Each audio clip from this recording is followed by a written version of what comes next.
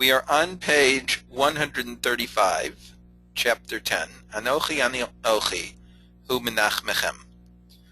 I am the one who will comfort you. In the 7 Haftorahs between Tisha B'Av and Rosh Hashanah, we come, we meet, we contemplate the comforting of Yerushalayim. This is expressed in the Haftorahs that we read on these weeks. And in the 3 weeks before Tisha B'Av, we read 3 Haftorahs of destruction. After Tisha B'Av, our rabbis established that we would read Haftorahs of consolation between Tisha B'Av and Rosh Hashanah, which is always 7 weeks. These prophecies that deal with the comfort of Yerushalayim, when we look at the numbers, we see that there's a difference. In the terms of the Haftorahs of destruction, there are 3, and there are 7 Haftorahs of consolation, because our rabbis say, Meruba midat tova mimidas parantnos, that the good measure is better than the measure of disaster. HaKadosh Baruch Hu gives us more good than bad. We may not always be aware of it, but that's the way he works. Rabbi David Avudraham, a Sephardi early Rishon, is concerned or deals with all of the Haftorahs that we have. Ve'amrinim b'psikta, he quotes that we say in the Psikta de Rav Kahana, Mi Bereshis v'ad Shiva Asar b'Tammuz, maftirin l'in haparshios dome l'dome. From Parshas Bereshis until the 17th of Tammuz, throughout the year, we read in the Haftorah something that is similar to the Parsha that we just read. Now, if we read from 2 Sifrei Torah, we say the Haftorah that's related to the last Sefer that we read. That's why he doesn't have to mention the fact that on the Arba Parshios around Purim, Parshas Zachor, Parshas Chodesh, and so on, that we read a Haftorah for that event, because the second Sefer Torah that we read from has to do with Zachoras Asher Asad L'Chamalek, for instance, and therefore the Haftorah also deals with that. Misham ve'elach, from then on, from Shiva Asar b'Tammuz until the end of the year, Hakol lefi hazman u'lefi ha'me'ura, everything is according to the time and according to the events that occur. Tlat Tepura Nusa, 3 Haftorahs of disaster, the Sheva de Nechemta, and 7 of consolation, V'tarte de Tiyufta, and 2 of rebuke, of tshuva. V'simanam, and the signs of all of these Haftorahs is Dashach, Nua, Arak, Shadash. We will look at this a little bit more. The Machzor Vitri, Siman Reish Samach Beis, says that the fact that we have these simanim, these signs for the Haftorahs, teaches us that we do not change the order of the Haftorahs from year to year. But, Kamosha Anu Omrim Osa B'Shanazu, just like we read the Haftorahs in this order in this year, Kach Anu Omrim Osa B'Shana Achera, so do we read them in another year. The Avudraham goes on, and he says that if Rosh Chodesh falls on one of the Shabbosim, or Rosh Chodesh falls on Sunday, the day after Shabbos, generally when Rosh Chodesh falls on Shabbos, the Haftorah we read is the Shemayim Kisi from Yeshayahu, and if Sunday is Rosh Chodesh, we read Machar Chodesh, that we skip these Haftorahs. We don't say Shemaim Kisi or Machar Chodesh, but we read from the 7 Haftorahs of consolation. And the Shulchan Aruch, the Mechaber Paskins, that you read Shemaim Kisi and Machar Chodesh, but the Ramah says that you do what the Avudraham does, and you read them in the order that they are. One of the arguments of the Mechaber is because both Hashemayim Kisi and Machar Chodesh also have cancellation, and then therefore we can read them at those times.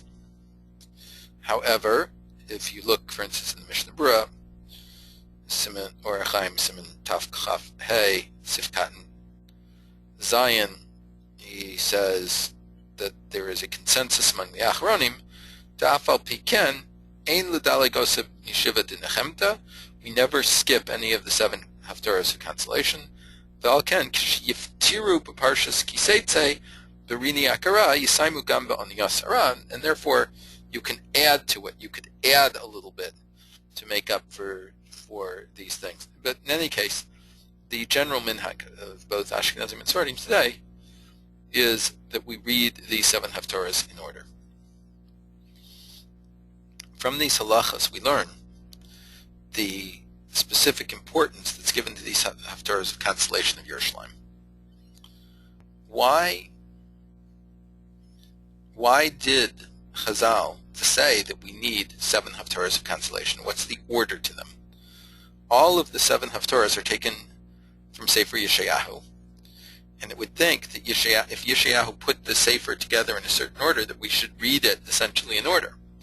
But when we look at the haftarahs, we see that the haftarah for Parshas Re'eh is Aniyas Soara, which is in Perek Nun Daled and Nun Hey, and that the haftarah for Parshas Kiseitze, which is afterwards, is Rani Akara, which is from Perek Nun Daled, the beginning, Pesukim Aleph to Yud, the first 10 Pesukim, whereas on the Asara starts the 11th. So we've read it out of order. In fact, not only have we've taken Pesukim that are next to each other and read them out of order. If you want to say the Ein Mukdam Milchar, there's no immediate order to what it is, then I should be able to switch them around without a problem. But you can't say that if they are adjacent. So the Machzer Vitri explains, K'derech HaMenachmim, L'nachem Ma'at Me'at. It is the way of people giving consolation, that you give a little bit at a time. This is the same idea that we had at the very beginning of the Sefer, that it has to come Kima Kima, a little bit at a time, one level at a time, not immediately. So the Machzer Vitri says, Sha'omer nechrav nechama yoter midai. When you say to someone whose house is burned down, too much consolation, Dome mi sha'omer lemachzer al ptachim.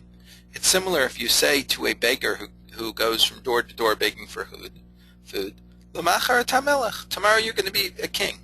She'eno mamin. He won't believe it. He'll say, what are you talking about? This is ridiculous.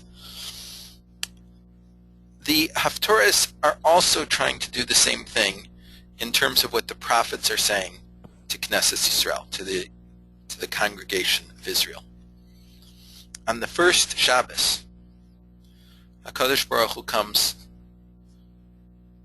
to the prophets, and he tells them, go comfort my peaceful Israel. This is, if you think about the first haftarah that we say, Nachamu, Nachamu Ami, Yomar Elokeichem. Be comforted, my people, says your God. That is if you look back to the Rosh Tevos, that's the Nun in the beginning of the second set. The Shach is relating to the 3 haftarahs of destruction. And to this order, that the prophets have been ordered to come and console Israel by God, the Jewish people responds on the second Shabbos. V'tomer Tzion, and Zion says, Azvani Hashem, v'Hashem shechechani. Zion says, God has abandoned me and God has forgotten me. After 2,000 years of exile, decrees, persecutions, murder, pogroms, rivers of blood. Knesset Yisrael, the congregation of Israel, feels abandoned, that cannot be comforted. So the prophets return on the third Shabbos, and they say to HaKadosh Baruch Hu, Aniyah so'ara lo nuchama. She is a ship in the storm that will not be comforted. We cannot comfort the Jewish people. We tried, but it doesn't work. In the fourth Shabbos, HaKadosh Baruch Hu himself speaks to them. Anochi Anochi hu menachmechem. I will be the one who comforts you. This is true comfort. I am the one that comforts you, and therefore the time of comfort has arrived. On the fifth Shabbos, HaKadosh Baruch Hu adds to this, Rani Akara, that you sing the barren woman because you will give birth to children. This is very similar to what we have in Yirmiyahu, the famous statement, Rachel mevakal baneha, and she's told, Yesh schar lepulasech v'shavu banim legvulam, that the voice is heard in Ramah, far north of Yerushalayim, 20 kilometers north of Yerushalayim, from Kever Rachel, that Rachel Imenu is crying over her children because they are not there anymore. And she is told there is a reward for your tears, that your children will return to their borders. So this is what Rani Akara is saying, the ability to continue to give birth to a new generation, where a woman can feel completely desolate and abandoned if she cannot have a child. And now she's told she will have the child, that there will be the consolation for her. And that the sixth Shabbos, HaKadosh Baruch Hu says, Kumi ori kiva orech ukvod Hashem alayich zarach.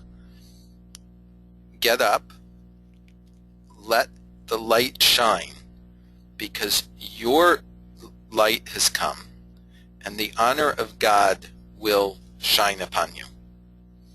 And on the seventh Shabbos, Knesset Yisrael responds to HaKadosh Baruch Hu.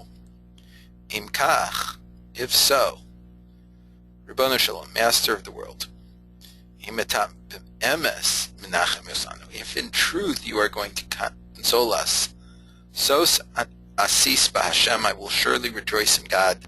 Tegel nafshi belokai, my soul is happy in my God. Kil bishani bigdei yesha, because He has clothed me in the comfort, in the garments of salvation. If Knesset Yisrael, if the congregation of Israel believes, she'anochi anochi hu menachmechem, that I will be the one that consoles you, is God speaking, that is a consolation of itself, even if it comes slowly. Even if there are also roadblocks in the way, difficulties, problems, when they are informed that it is God that is consoling them, there is happiness in that consolation in and of itself. Because there is trust that the consolation will be completed. And there is no doubt about this at all. Our rabbis established that these 7 haftarahs of consolation, that these weeks should be identified as the consolation of Yerushalayim. That they should be that we should raise ourselves up to meet it. And the Jewish people throughout all their generations, even when they were in the most difficult times of exile, even in unthinkable circumstances, these weeks they always raised themselves and thought of the comfort of Yerushalayim. that was real. It was not to be questioned. That it was God that was going to comfort them. Anochi, Anochi hu menachmechem, I am the one who comforts you.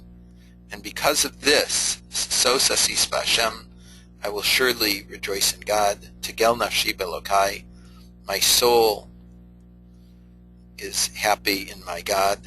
Kil bishani bigdei yesha, because he has clothed me in the garments of salvation. Our generations have begun to actually meet in a practical way this comfort of Yerushalayim. It is not only guaranteed in the future, but it is a comfort of Yerushalayim that we see, that we can feel, something that the prophets prophesied about is coming about. It is being completed. There cannot be any doubt, ki lo yipol midavar Hashem arza, that not one word of God's guarantees to us through the prophets will fall to the ground without being fulfilled. The piece that we just did is very famous in the modern era, in the last couple hundred years, because the Dubno Magid talked about it many times and spread this idea of the progress, the interrelationship of these 7 haftorahs, the growth, the dialogue, and the final consolation and rejoicing in ultimate salvation. However, the common idea that the Dubno Magid created this idea of a dialogue going on between the prophets, Israel, and God in these haftorahs is incorrect. He made it famous, but the original idea is, of course, found in the Avudraham. It's not a new idea of the Dubno Magid. However, he did expand upon it in many ways, and he made it very famous in many ways. It's interesting to note that the Dubno Magid was very close to the Vilna Gaon, who was, as we've consulted many times, the Kol HaTor of the Vilna Gaon, the voice of the dove, which is his great work on Messianic redemption. So we see there that the Vilna Gaon has developed these same ideas that we have of that God is the one that consoles us, that the redemption has to come step by step, the consolation has to come step by step, and so on. I do not think it is an accident that the two of them, the Dubno Magid and the Vilna Gaon being very close, that the Dubno Magid took this piece from the Avudraham and developed it and made it famous, because both of them had this natiya to believe that relatively soon the events that the prophets are talking about are going to come true.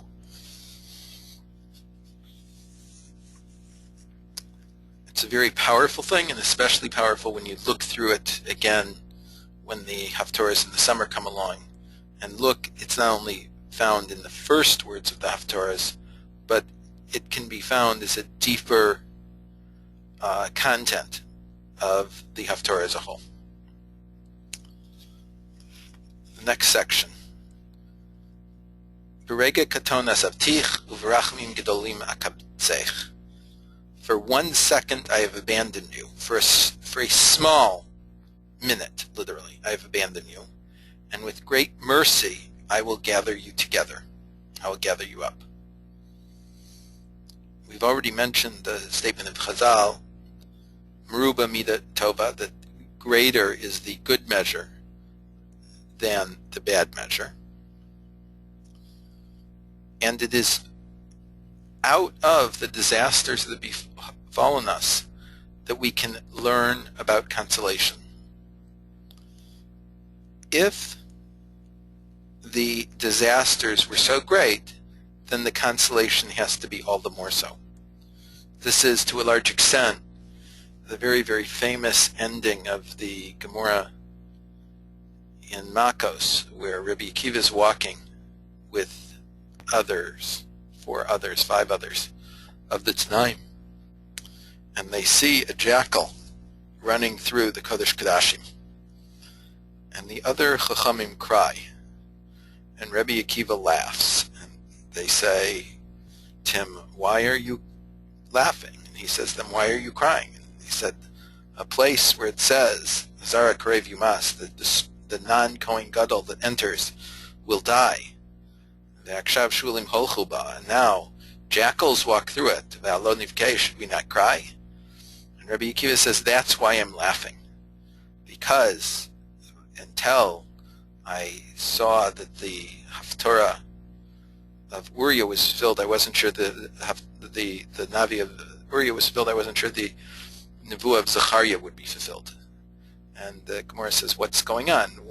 One's talking about the first temple, one's from the first temple, one's from the second temple. Why is he putting these together?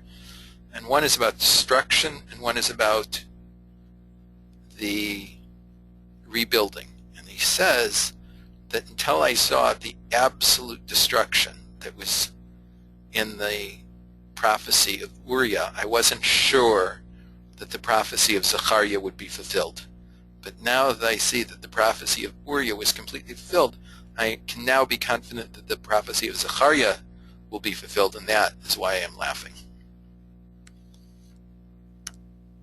But the difference between disaster and consolation is wrapped up in the psukim that we read in one of the Haftarahs of Nechama, where it says in Yeshayahu, Perik Nun Dalet, Psukim Zayin and Chet, Berega Katon Asavtich, for a short minute I have abandoned you, Uvrachmim Gedolim Ekabtzech, and with great mercy I have gathered you up. B'shetzef Ketzef Histarti Panai, Rega Mimech, with great anger and disgustingness as I hid my face from you for 1 second, 1 minute. Uvechesed Olam Rachamtich Amargo Aleich Hashem.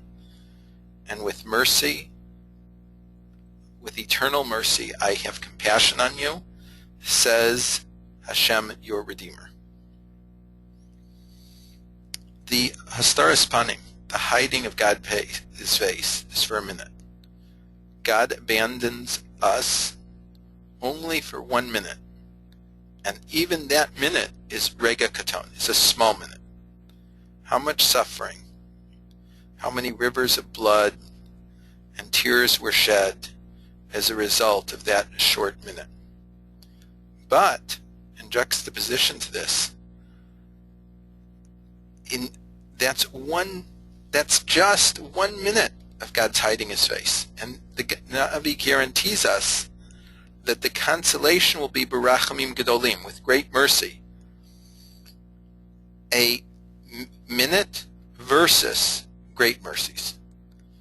And also, as it said, Uvechesed Olam, eternal compassion, eternal kindness. Are we able to imagine to ourselves what is hidden for us within this prophecy? The Ramban, in his Perush on Chumash at the end of Parshas Hazinu, says, not going to do it explicitly, we are going to look at a summary. Uma agid lechem. He says that if a person would come and give you a script from the beginning about things that are going to occur in the future, and we see as we read through the script as time goes on that they happen exactly as they are, as he wrote them for us. when we see that half of the things have been fulfilled, shouldn't we also be certain that the other half will be fulfilled? So too, when we're talking about the fulfillment of the prophecies of consolation of the prophets of Israel, that we believe with complete faith in the words of the prophets, that all of them will be fulfilled with God's will. As it says, Ki lo yipol midavar Hashem arza, not a single word of God's will fall to the ground. As an aside, we have to remember what the Ramban saw in his generation and what we see in our generation. The Ramban only saw disasters. He wrote to his son after his first visit to Yerushalayim. This is source 2. Uma agid lechem be'inyan haaretz. What can I tell you concerning the land of Israel? Ki rav ha'azuva v'gadol Hashem mamon. Great is the abandonment, how much it's been abandoned by its inhabitants, perhaps God, and great is the desolation. Yerushalayim yoter chareva min hakol. Jerusalem is more destroyed than the rest.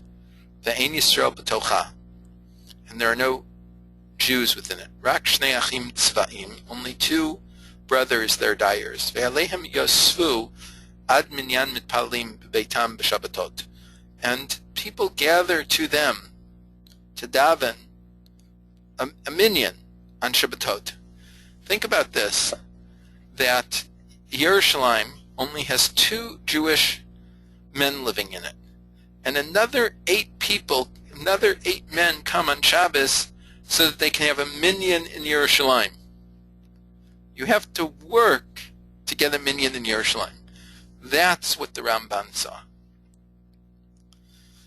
And if you recall the tefillah about the Churban that the Ramban wrote, that we looked at, I think now several months ago, but you see the same idea of that the Ramban saw that there was only destruction there.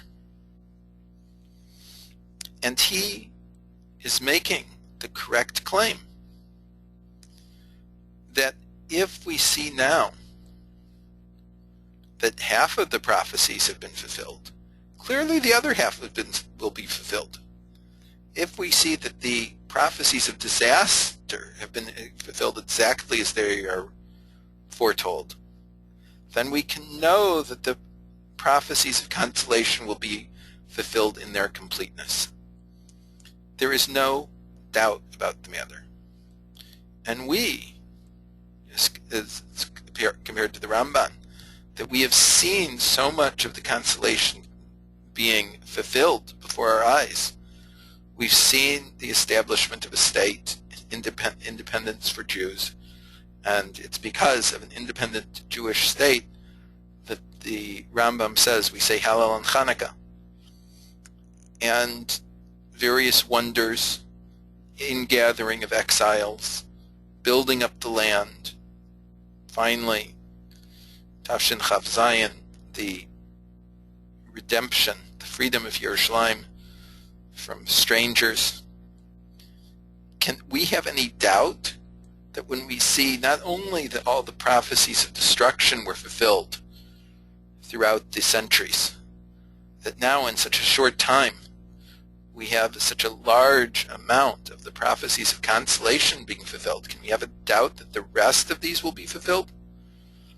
If we believe that Anochi Anochi Hu Menachmechem, that I, Hashem, I am the one that is going to comfort you, and our eyes have been opened to what God has done to redeem Israel, partial redemption, but starting the redemption of Israel, we cannot have a doubt that HaKadosh Baruch Hu will continue in the process that he began, and clearly he will complete it. We have to look at all of the things that happened in the last 130 years, from the time when people began to return to Eretz Yisrael to Zion for the third time.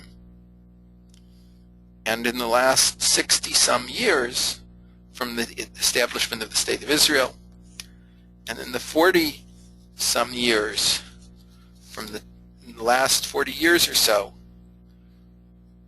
from the time Yerushalayim was redeemed. When we look at these things, we can feel the comfort of Yerushalayim. It's worthwhile at this point. Just take very, very briefly. We've looked at it in depth many times, but it's never a waste of time to review our own history. It says in Parshas Chazinu, Zachor Yemos Olam, Ubinu Shnos Dor B'Dor. Remember what happened through all time, and understand the years of each generation. There's a reason why things fall out the way and the order they do. In Tav Reish Mem Beis in 1882, the first Jews came from outside of Eretz Yisrael to establish the first Jewish agricultural settlement in Eretz Yisrael since ancient times, since essentially the siyum of the Talmud Yerushalmi, about the year 400 of the Common Era. So for the first time, let us say 1500 years, Jews are going to be, a community of Jews is going to be farming, doing agricultural work in Eretz Yisrael. And they came to a place where nothing lived, and their expert on developing settlements said, there is only death in this place, nothing can grow here. And it did grow. It took some time, took work, and very quickly there were more settlements. There became the two clumps, let us say, of a lot of settlement activity around Yaffo. And of course, when Rav Kook is appointed the Rav of Yaffo, he's the Rav of Yaffo ve'hamoshavos, Yaffo and the settlements surrounding it. And then, of course, in the Lower Galilee, there is a string of settlements as well. Two different places, two different areas were the first to be developed in that very early time. And they get another push by the failed revolution in Tsarist Russia in 1904, which yields another wave of Aliyah, and much more being developed. In the third wave, after the First World War, you then get developments of the cities as well. There was growth in the cities when the Arabs attempted to close the port of Yaffo to Jewish shipping. The small, very small suburb of Yaffo, known as Tel Aviv, put out its own port into the ocean, into the Mediterranean Sea, so that they would have their own port, wouldn't be dependent on Yaffo anymore. But the real growth that we see in Jewish cities and trades and small industry and so on is occurring in the wake of the First World War, in the wake of the San Remo decrees and the Balfour Declaration, that Eretz Yisrael belongs to the Jewish people. Of course, then we come, as we explained in the first chapter, that whenever there is a force, there is it's the opposite force fights hardest against it. The time before dawn is the darkest night, not midnight. It fights against it until it's overcome. So we had the greatest assault on the Jewish people that ever occurred. And if someone had told you in 1942, in the early summer of 1942, that in 6 years they will be a Jewish state, everyone would have laughed at you. Up to that point in time, it seemed as if the Nazi war machine, Yimach Shemam V'Zichram, was completely and totally unstoppable. They hadn't had a loss, and the various allies had never had a victory. When Rav Herzog visited the United States at that time, the Rabbanim, even President Roosevelt, told him to stay because nothing could stop Rommel from overrunning Eretz Yisrael. The Yishuv was afraid of this, and they developed a plan of the ultimate Masada, where everyone in the Yishuv would retreat into Mount Carmel, and they would stand and fight to the last man, woman, and child before they would allow the Nazis to take over their last refuge. No one could imagine that there was any other possibility. And Rav Herzog said that Yeshayahu tells us about 2 destructions of Yerushalayim. He does not prophesy of a third, and therefore it is safe to return to Eretz Yisrael.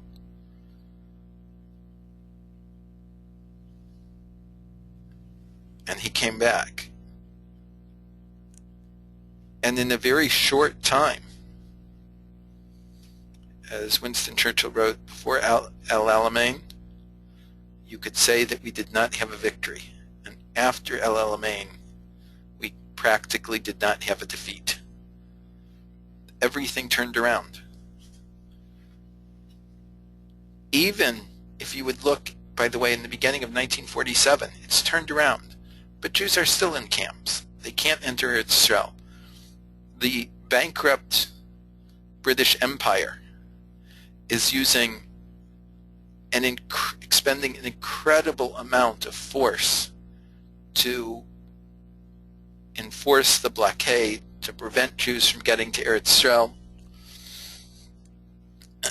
They can't afford to do anything, but they have no problem sending several divisions of troops into Palestine to stop the Jews from developing, sending destroyers to patrol the coastline to prevent Jews from making landfall, and they're catching the boats that the Chalutzim, the pioneers, the refugees are trying to get home in, because they have no more home in Europe.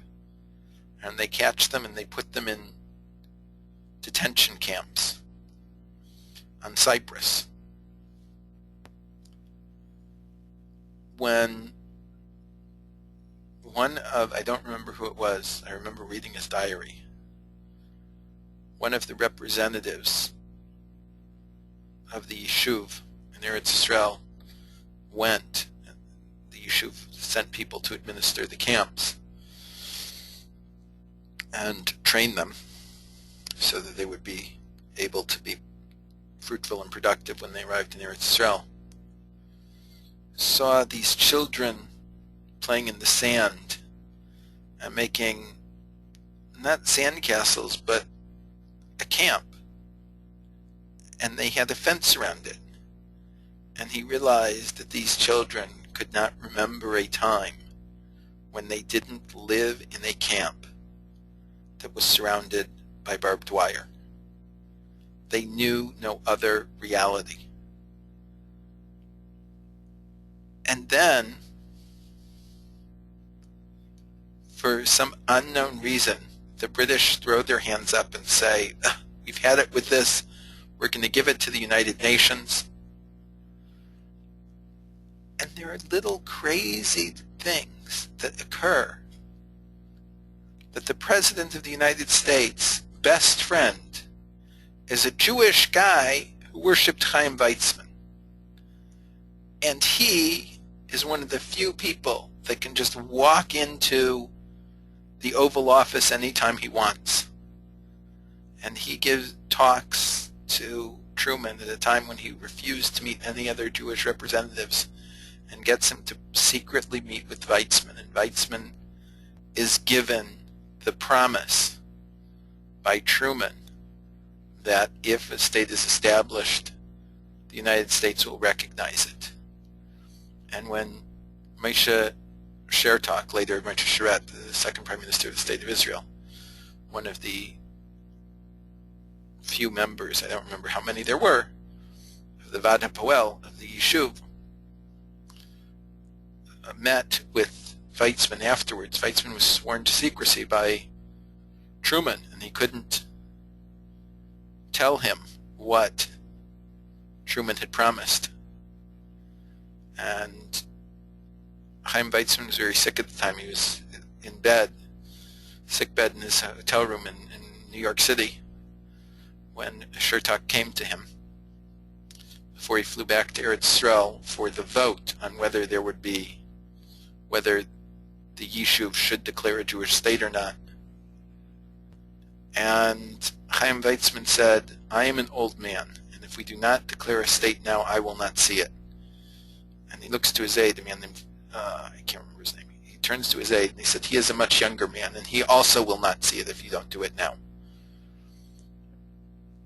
Moshe Sheret still wasn't completely convinced, but when he was at the airport, long before it was JFK, it was Idlewild at the time, waiting for his plane, he's paged to pick up the phone, and Weizmann is there stressing to him that he must convince them to vote in favor of establishing a Jewish state. When the Vad HaPoel came to vote, they voted, I believe it was 7-6. It was by one vote. Moshe Shertok's wavering vote that decided that they would establish a Jewish state. When you consider all of these things, every single thing, one following another in the most miraculous way, set up in advance by God, there can be no other explanation of it. You have to believe that the rest of the prophecies must be fulfilled. And then there's a war where every military person in the world said that the ragtag Jewish army must be crushed by the 5 armies that are attacking it. And as Golda Meir records in her biography, on the eve of the Declaration of Independence of the State of Israel, the Haganah had in its arsenal 10,000 rifles, 1,000 machine guns, and assorted other weapons. Not enough to fight 5 armies. It's an impossibility. It cannot happen. Whereas as Chaim Weizmann titled his autobiography, "The Impossible Takes Longer." But it was done anyway. And before the 6-Day War, the joke was, everyone in the world, all military experts said Soviet equipment was better than American equipment, better than French equipment, Western equipment, and that the Israeli forces were outnumbered at the time 21.5 to 1, and there was no conceivable way that Israel could survive the coming onslaught, and all the guarantees given to her in return for her withdrawal from the Sinai Peninsula in 1956 were ignored, were abandoned, leaving her all alone without allies. And she achieves the greatest victory that any Jewish state has ever achieved on the battlefield. There have been setbacks, but the steps forward are much, much greater than the steps back. And as we look through all of these things, and as we look at the prophecies, as the Ramban said, it's impossible not to believe that the rest will also be fulfilled.